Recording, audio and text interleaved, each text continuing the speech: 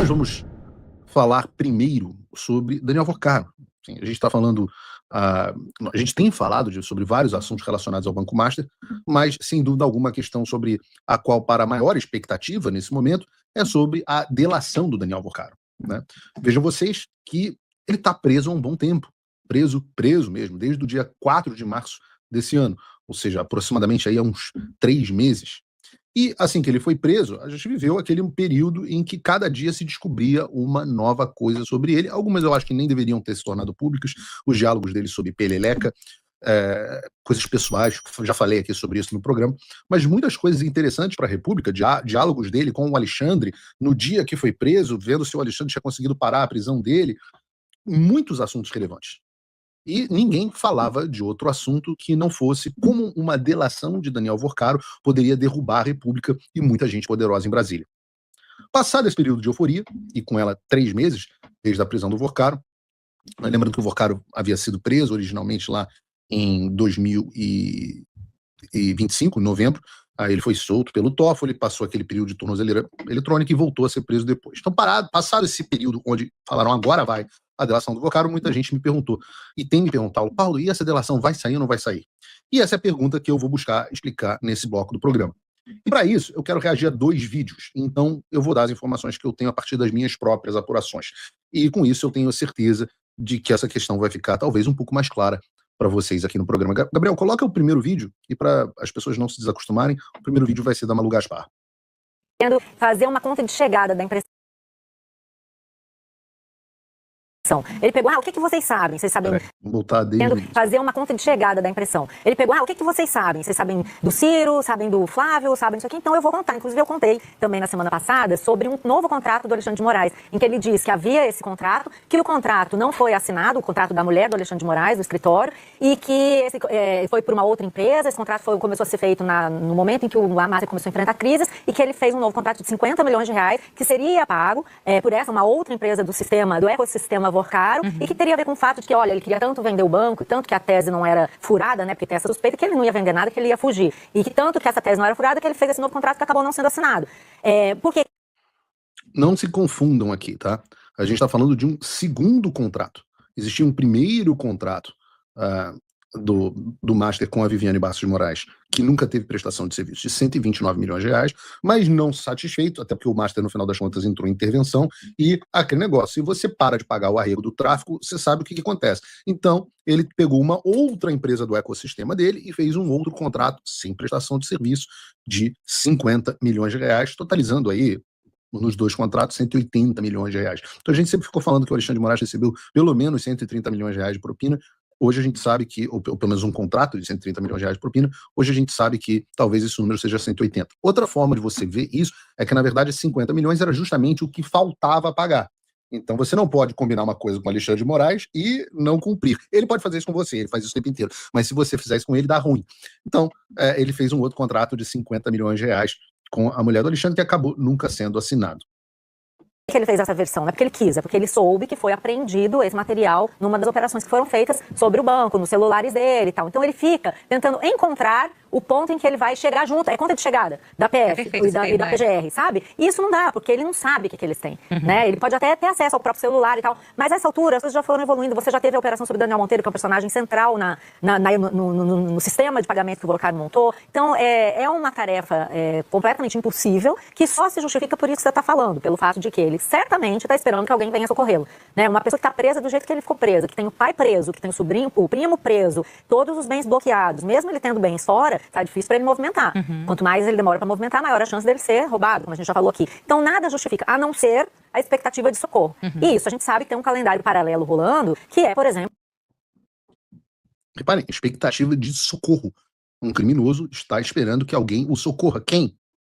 O calendário que vai discutir a prisão preventiva do Henrique Porcaro, que é o pai dele, e vamos lembrar, não está preso por outra coisa, senão montar uma milícia de pessoas que estariam perseguindo adversários ou quem quer que seja que não agradasse a eles. O Porcaro encomendou ali que se quebrasse o dente de um jornalista. Isso é o cara do caixa, ou seja, tinha subordinação a esse pai dele de uma coisa gravíssima, de máfia. Quando ele precisou esconder o dinheiro, logo depois da operação, ele mandou 2 bilhões de reais para a empresa do pai. Então não é uma pessoa que está, coitada, sendo vitimada, mais uma vez, né? Eu acho que é muito curioso que, diante de tudo isso, o Daniel Porcaro ainda esteja na PF. É bom que ele tenha um prazo, porque senão fica muito confortável. Não, gente, então apresentei essa versão, vocês não gostaram, eu vou fazer outra. E assim vai indo, Vai né? fazendo não com tempo e vai ganhando tempo. É assim que rodam essas negociações intermináveis, né? E acho que nesse caso, o interesse em delatar ele tem que ser explícito, ele tem que ficar. Você tem interesse em delatar, então você tem que contar além. É simplesmente isso. E o curioso também, Camila, só para dar um bastidor, que eu acho que o Valdo também tem, assim que essa proposta foi apresentada, advogados, pessoas próximas do Vocaro diziam: olha, não, agora vai, porque ele reformulou, ele ampliou, ele aprofundou. Tá falando da segunda proposta que é essa que tá na mesa agora. E eu ouvi isso, ele virou a chave. Bom, pelo que a gente está ouvindo de retorno, nem tanto assim, né? A chave não virou, deu o jeito que ele está achando que ele fez, assim, novamente subestimando os investigadores e, acredito eu, pensando num socorro. Só para fechar essa coisa do Henrique Vocaro que eu deixei incompleta, deixei solta a ideia, tá em discussão se a prisão preventiva dele vai ser confirmada ou não. O ministro Gilmar Mendes, que já andou falando que quer ver se houve alguma coisa, algum abuso praticado contra o pobre do Henrique Vocaro, ele vai decidir se ele vai ser contra ou a favor dessa prisão e aí a votação continua. Esse pode ser um sinal que o Daniel Vocaro está esperando, assim como lá atrás, né? Já houve esses outros momentos de confirmação de prisão, que ele fica ali esperando, aí ele vê que não vai, ele avança um pouquinho mais na delação. Mas eu acho que isso tem que ter limite mesmo. Fez bem o ministro André Mendonça de colocar um prazo, porque senão nós vamos ficar assim, né? Delator premium. Ele tem acesso VIP, área VIP e fica lá falando, enrolando todo mundo, aí não dá, né? Tá certo? Essa resposta é bonitinha. Delator premium. Ele tem acesso VIP, área VIP e fica lá. Essa é bonitinha. Não sei quem é, mas bonitinha. E quando você ouve o comentário da Malu, aqui a coisa já começa a fazer sentido. Porque até agora o Vocaro não entregou nem nessa segunda proposta de delação quase nada que a Polícia Federal já não soubesse, e o que ele entregou que a PF não sabia, ele disse que não tinha crime, né? Ou seja, ele está, segundo a Malu Gaspar, enrolando. E enrolando por quê? Ora, ela diz que ele está esperando um socorro externo. Ela fala isso repetidas vezes, e é interessante como a imprensa fala isso assim, sem o menor pudor. Porque quem viria salvar o Daniel Vocaro? O Chapolin Colorado? Não contavam com a minha astúcia? Não. Quem será que viria salvar o criminoso Daniel Vocaro?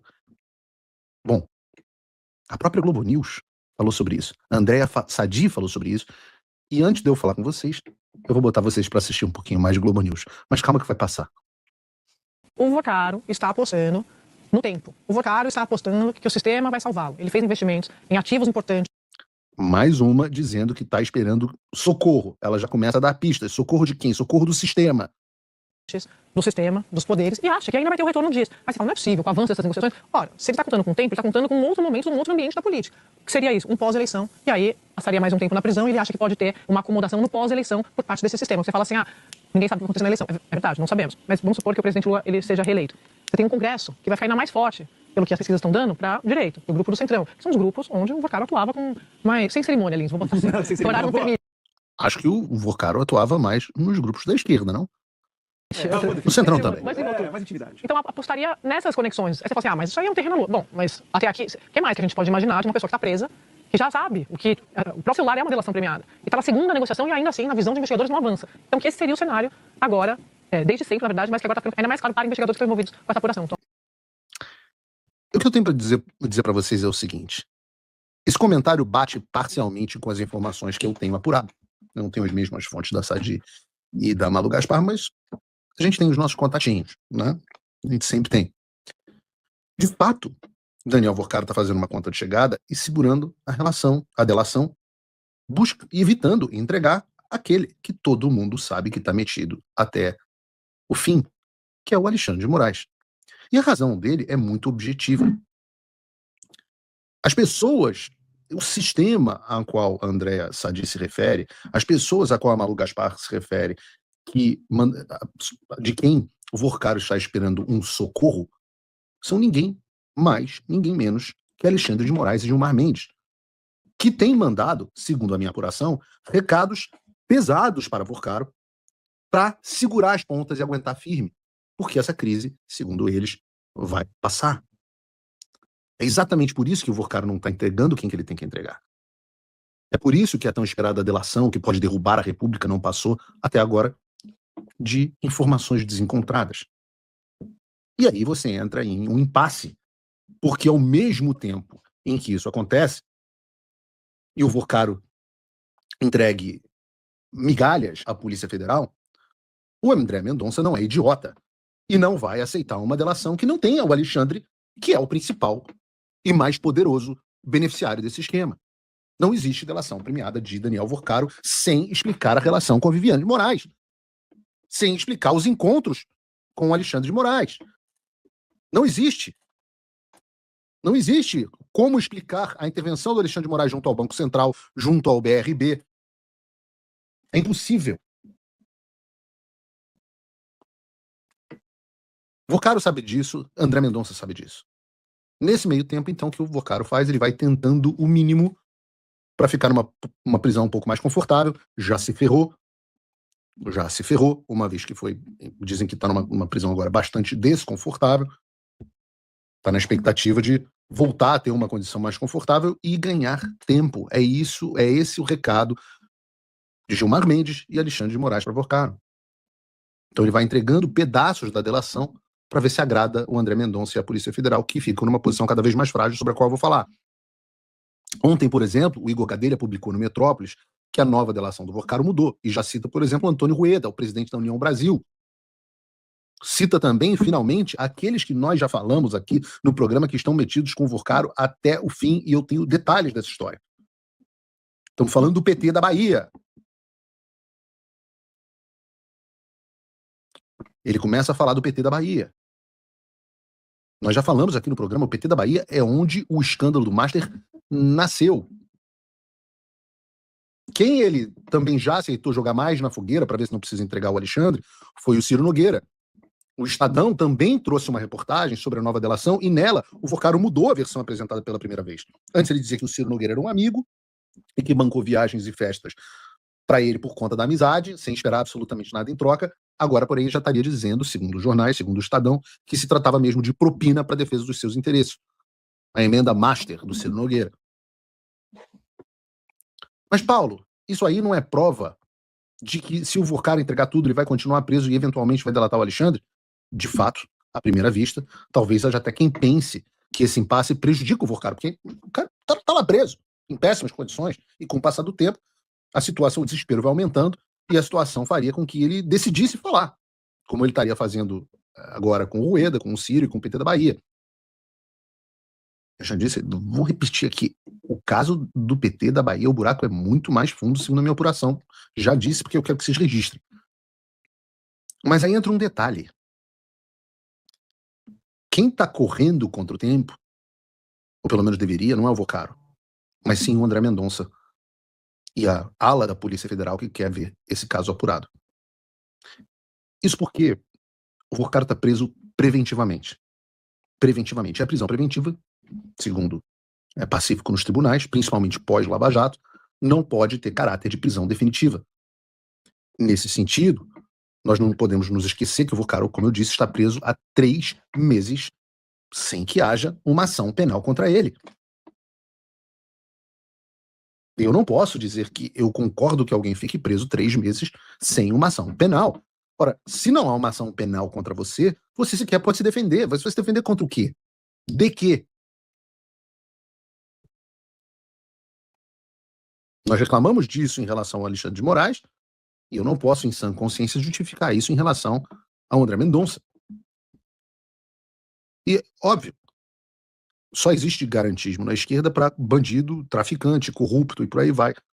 Mas pensando nisso, como vocês acham que o Supremo Tribunal Federal vai decidir quando a defesa do Vorcaro entrar com recurso dizendo que a prisão dele é ilegal? Ora, hoje nós não sabemos. Parece que nós temos um Fux, aliás, viva o Fux, e um Mendonça convictos na necessidade da manutenção da prisão, não sabemos por quanto tempo, mas restam na segunda turma o próprio Gilmar Mendes e Dias Toffoli, obviamente enrolados. O fiel da balança seria, então, Cássio Nunes, que, segundo muitos dizem, também está complicado em algum grau com o Vorcaro e não parece muito convicto em relação a esse caso. Então não seria impossível pensar, portanto, que em algum momento vão soltar o cara e aí esquece a delação.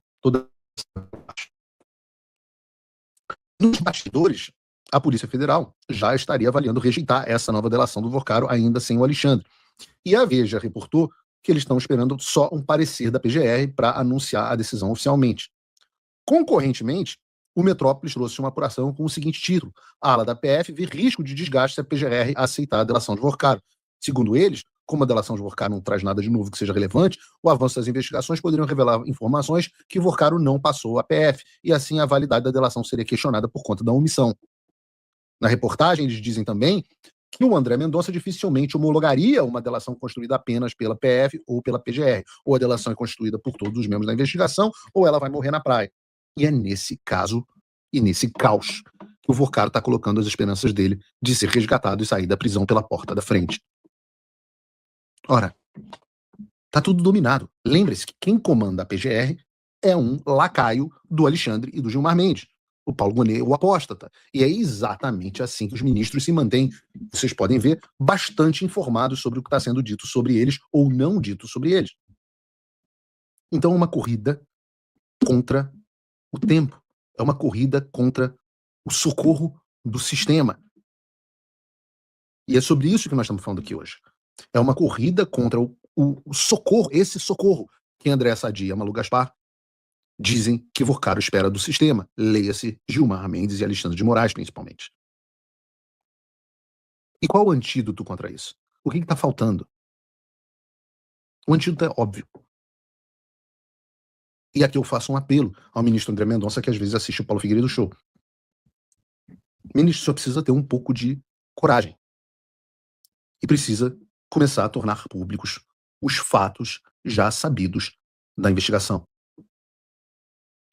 O público precisa saber. E eu não estou falando aqui de vazamentos para a imprensa, como fazia Sérgio Moro, como fazia Alexandre de Moraes. Eu estou falando aqui de retirar os sigilos de fatos da investigação que já foram levantados. Não há por que manter o sigilo de tudo, principalmente as coisas envolvendo Alexandre de Moraes, principalmente envolvendo o PT da Bahia, o PT, o Lula. O povo tem o direito de saber. E uma vez que os fatos sejam públicos, ou eles estão na delação de Daniel Vorcaro, ou não existe delação de Daniel Vorcaro. E volto a dizer, o povo tem o direito de saber o que acontece no Brasil. Em relação a todos. Tem alguma coisa envolvendo algum dos Bolsonaro, a direita, etc, etc, torne público. Eu volto a dizer, não é certo que um ministro esconda informações do povo brasileiro. Eu entendo, é claro que isso despertaria a fúria dos seus colegas do tribunal. Eu entendo. Gilmar Mendes e Alexandre de Moraes, figuras poderosíssimas, entrariam no modo de fúria contra André Mendonça. E que você entrar numa briga dessa sem saber se você pode vencer é muito arriscado. E é por isso que eu digo que é necessário ter coragem.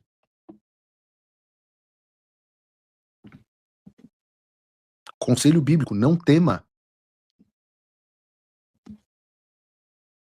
A outra coisa que o ministro André Mendonça certamente precisa fazer é, e dessa vez eu vou defender sim, o que o Alexandre fez. André Mendonça precisa escolher quem vai ser o delegado da Polícia Federal que vai conduzir as investigações, exatamente como fez o Alexandre durante anos e ainda faz no inquérito das fake news, no inquérito das milícias digitais e em todos os inquéritos que estão debaixo dele. Tem que montar, sim, a PF dele, com as pessoas de confiança dele, para a partir disso conduzir as investigações. Não adianta. Essa é a lei da terra. Não adianta não querer usar o que o STF tornou um mecanismo legal existente para fazer essas coisas acontecerem. Eu concordo, não são mecanismos ideais, não deveriam existir, mas uma vez que a jurisprudência foi estabelecida pelo próprio tribunal, ora, o pau que dá em Alexandre também tem que dar em Xandão, não? E eu me pergunto a vocês no chat, vocês acham que o ministro André Mendonça terá coragem de fazer o necessário? O que vocês acham? Uma característica, homens fracos sempre demoram a agir. O problema dos conservadores brasileiros é excesso de prudência e carência de fortaleza. E sim, nós temos que ser sinceros, o ministro André Mendonça está perdendo o timing. Alexandre e Gilmar Mendes, neste momento, estão com a vantagem. Coragem de agir. É uma corrida contra o tempo e o sistema está aproveitando essa inação para montar um cenário em que tudo isso vai acabar em pizza e que o Daniel Vorcaro vai sair livre. O Vorcaro segura as pontas até quando? A eleição daqui a 3 meses. A situação vai passar, vira tudo pizza, o sistema mantém tudo como está, as informações, quando se tornarem públicas, não servem mais para nada, porque não há mecanismo de reação. Em um ano eleitoral, o povo brasileiro não tem o direito de saber o que acontecia nos bastidores do poder do seu país, e quem segura a informação do povo é o ministro André Mendonça. Isso é absolutamente inexplicável.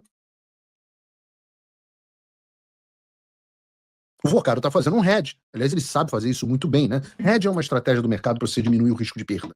E é isso que o Daniel Vorcaro está fazendo. Enquanto não estiver claro de que todos vão para cima do Alexandre com investigações sérias e partir para cima para responsabilizá-lo por tudo que ele fez, o Vorcaro é que não vai entrar nessa bola dividida. Quem vai comprar a briga com o Alexandre de Moraes numa posição dessa? E é esse o estado no qual a gente se encontra. Todo mundo muito prudente. É muita prudência e pouca fortaleza. Veja, nós estamos em junho. Nesse momento já era para você saber sobre o Alexandre de Moraes. O que mais consta nos celulares do Vorcaro? Não estou falando de conversas sobre pelelecas. Estou falando de, aparentemente, por exemplo, este outro contrato com a Viviane de Moraes já tinha se tornado de conhecimento dos investigadores. E por que não do público? E como o Vorcaro já sabia que isso já teria se tornado de conhecimento dos investigadores? Como o Vorcaro está fazendo uma conta de chegada? Vou falar sobre outros assuntos, né? Aliás, muita gente está se perguntando ainda nesse assunto, né? Mas e o Flávio? Nós já falamos na terça-feira como a delação do Vorcaro, até o momento, inocenta completamente o Flávio Bolsonaro e confirma tudo que eu venho dizendo aqui sobre o da Costa. Mesmo que, ao contrário do Alexandre de Moraes, não haja incentivo para que o Vorcaro proteja Flávio. Muito pelo contrário. Aqueles do sistema que estão hoje dizendo que vem em socorro de Vorcaro têm todo o interesse de ver o Flávio incriminado. Mas até o momento o Vorcaro inocenta o Flávio. No início dessa semana, o Metrópolis trouxe inclusive uma reportagem do Igor Gadelha com o seguinte título: o que Vorcaro diz sobre o filme de Bolsonaro na nova delação. E eu já mostrei aqui para vocês que dizem que os aliados de Vorcaro dizem que não há motivos para preocupação. Isso porque, segundo eles, o banqueiro sustenta na delação que não teria havido irregularidades na negociação do patrocínio.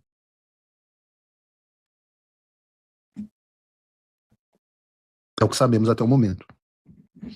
Obviamente, isso não é o suficiente para aplacar nem os veículos de esquerda, nem certos jornalistas descompensados da direita, e a gente vai falar sobre isso no próximo bloco. Mas antes eu peço aquele negócio que eu geralmente peço a vocês, que é a curtida do vídeo, a famosa curtida. Nós estamos aqui de novo com menos de metade das curtidas da audiência, e isso prejudica o engajamento do programa. Isso prejudica muito o engajamento do programa. Então peço a vocês que curtam o vídeo. Vocês aumentaram o número de curtidas e isso melhorou muito a audiência do programa nos últimos episódios. Então, vamos lá e aproveite para a gente usar esse momento para considerar a possibilidade de me apoiar. Enquanto eu dou um recado e volto em 1 minuto, vou falar sobre o Rodrigo Constantino, os comentários dele, a reportagem do PCCept